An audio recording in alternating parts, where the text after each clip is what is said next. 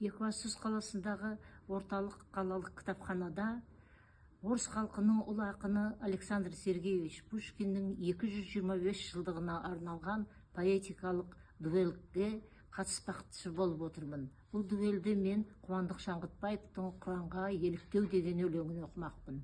Өзім Екібастұз қаласындағы білім бөлімінен мен 40 жыл ұстаздық еткен Раушан Рахметолла қызымын. Және қаладағы Достық үйіндегі ана ұлағаты қоғамдық бірлестігінің мүшесімін. Осы өлеңді оқығаннан кейін әрі қарай өзімнің әріптесім Сәуле Мұқатай қызына жолдаймын.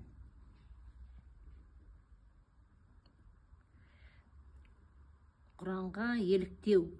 Ант етем дақсан жұпсан мен, ант етем шолпан қылышпен, ант етем кешкі құптан мен, ант етем жихад ұрыспен. Тастады деме далаға, кім еді сені кіргізген, жан тыныш саяпанаға, құтқарған қуғын сүргіннен.